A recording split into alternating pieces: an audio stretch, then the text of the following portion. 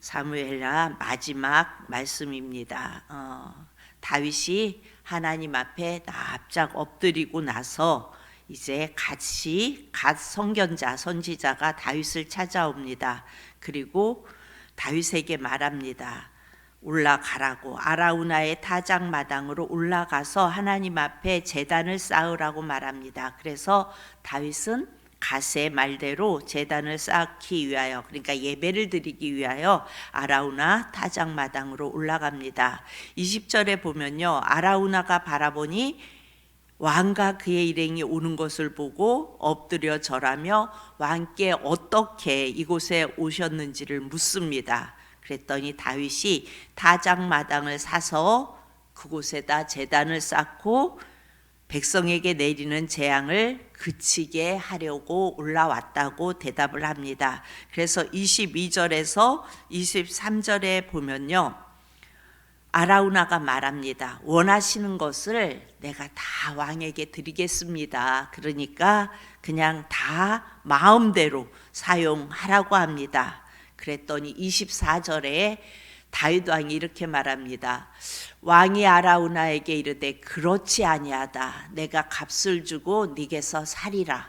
값 없이는 내 하나님 여호와께 번제를 드리지 아니하리라 하고 다윗이 은 50세겔로 타작마당과 소를 사고, 그러니까 인구 조사를 위한 계산을 내려놓고 하나님을 위한 번제와 화목제를 위해서 다윗 왕은 그 대가를 다 지불합니다. 아라우나는 그냥 쓰라고 하지만 다윗은 하나님께 예배를 위함이니 꼭 값을 지불하겠다고 말합니다. 그러니까 자신이 지은 죄를 하나님께 회개하기 위해 마땅히 치루어야 할 값을 계산하고 싶었던 겁니다. 다윗은 누구를 예표하고 있죠? 예수님을 예표하고 있죠. 그래서 예수님이 우리를 위하여 값을 치르신 것처럼 이 다윗도 모든 것을, 아라우나는 그냥 쓰라고 말하지만 다 값을 지불합니다. 그래서 25절에 보면은 그렇게 말씀합니다. 그곳에서, 그러니까 아라우나 타작마당에서 여호와를 위하여 제단을 쌓고 번제와 화목제를 드렸더니 이에 여호와께서 그 땅을 위한 기도를 들으심에 이스라엘에게 내리는 재앙이 그쳤더라. 여러분, 우리의 삶 가운데 때로는 아무리 계산해도 답이 나오지 않는 삶을 살 때가 있지요. 여러분 혹시 그런 삶을 살고 계십니까? 여전히 오늘도 죄 가운데 무너지는 내 삶이 너무너무 힘에 겨우십니까?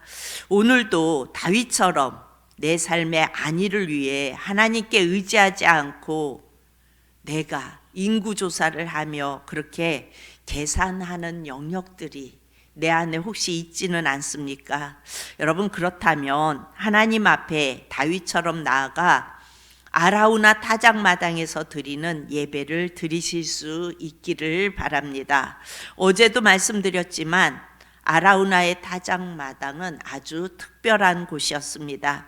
이곳은 바로 아브라함에게 그의 사랑을 시험하시려고 그의 하나밖에 없는 아들 이삭을 바치라고 했던 모리아산이 바로 아라우나 타작마당입니다. 아브라함은 하나님이 그 말씀에 계산하지 않고 어떻게 해요? 그 아들 이삭을 데리고 모리아산으로 데리고 가서 번제를 드립니다. 그리고 하나님은 아브라함의 그 순종, 그 하나님을 향한 사랑을 보시고 이삭을 살려주기 위해서 순양을 준비해 주십니다. 그래서 그곳에서 다시 제를 짓고, 그러니까 아라우나 타작마당에서 다시 제를 짓고 실패한 다윗의 그 상한 마음, 그 예배를 우리 하나님이 받으십니다. 이후 이곳에 이제 다윗의 성전을 지으려 했죠. 다윗이. 근데 하나님이 어떻게 하세요? 그의 손에 피가 많아 아들 솔로몬이 성전을 지을 것을 말씀해 주시고 그 성전을 짓는 그 장소가 바로 아라우나 타작마당입니다. 그러니까 지금 어찌 보면은 물론 그곳은 아니에요. 이슬람 성전이 있는 곳인데 사실 이곳이 성전이 허물어진 곳은 아니에요. 다시 지은 곳이고 그것은 또 따로 있습니다. 거기에서 좀 가면은 있는데요. 어찌 됐든 예루살렘 성전을 지었던, 그러니까 솔로몬 성전을 지었던 그 장소가 바로 아라우나 타작 마당입니다. 하나님께 계산하지 않는 헌신과 그리고 순종, 사랑을 드릴 때 그곳에 이스라엘 성전이 세워지는 것을 볼 수가 있습니다.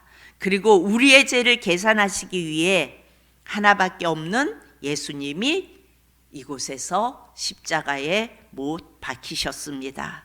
다윗은 자신의 힘으로 자신의 삶을 계산하려다가 자신의 능력으로 자신이 할 수 있는 그것으로 자신의 삶을 계산하려다가 실패했습니다. 그러나 하나님은 그 실패를, 그 계산을 예배의 자리에서 새롭게 하시는 것을 볼 수가 있습니다. 그러니까 다시 살 기회를 다윗에게 주셨습니다. 그 계산의 자리, 실패의 자리에서 예수님께서 우리의 죄값을 완전히 계산해 주셨습니다. 여러분, 삶 가운데 우리가 늘 계산하고 아무리 계산해 봤자 우리는 답이 나오지 않는 인생 가운데 있습니다. 우리가 우리의 머리로 아무리 계산해 봤자 우리는 답이 나오지 않아요. 우리 주님이 우리 죄를 대신하시면서 어떻게 하셨어요? 우리의 답이 되어 주셨습니다. 그래서 우리는 내 공로가 얼마나 되는지, 내 인생에 나의 스펙이 어떻게 되는지, 그리고 내가 살아가면서 내 인생에서 무엇을 빼고 무엇을 더해야 하는지, 그리고 내가 구원받을 자격이 있는지, 이런 것을 우리가 굳이 계산할 필요가 없습니다. 왜 그래요? 우리 주님이 십자가에 달리시면서 이미 다 계산해 주셨기 때문입니다.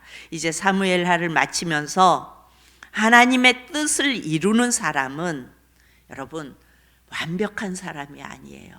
스펙이 있는 사람이 아니에요. 뭔가 자기가 계산하고 자기가 완벽하게 이루는 사람이 아니에요. 실패해도 하나님의 계산법으로 그 값없는 은혜를 기억하며 하나님 앞에 나오는 사람이 하나님의 뜻을 이루는 사람입니다.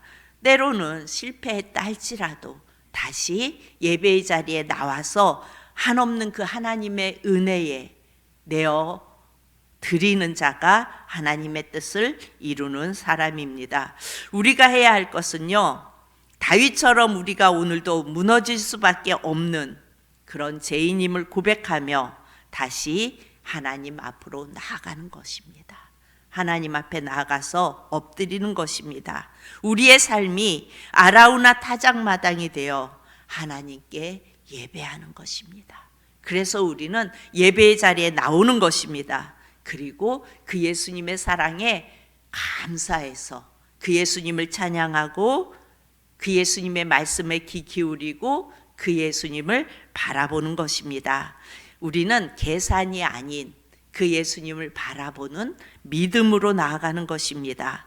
아라우나의 타작마당처럼 우리는 예수님께로 나아가서 늘 회복을 경험하는 저와 여러분이 되어질 수 있기를 축복합니다. 이제 사무엘상, 사무엘하를 마치고 열왕기상, 열왕기하가 나오죠. 그런데 열왕기상, 열왕기하는 여러분들이 혹시 느끼셨는지는 모르겠어요. 우리 예배 작년부터 계속해서 열왕기상, 열왕기하를 주보의 가정예배문으로 계속 나가고 있죠. 그래서 여러분들이 그것을 보면 열왕기상, 열왕기하가 정리돼서 계속 나가고 있습니다. 그래서 보시기 바라고요.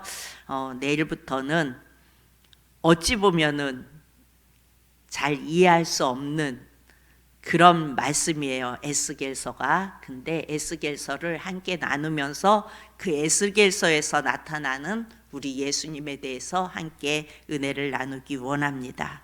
오늘 이 사무엘하 이 아라우나 타작마당이 여러분의 기억 속에 늘 기억되며 그것을 찾아 나올 수 있는 저와 여러분이 되어질 수 있기를 축복합니다.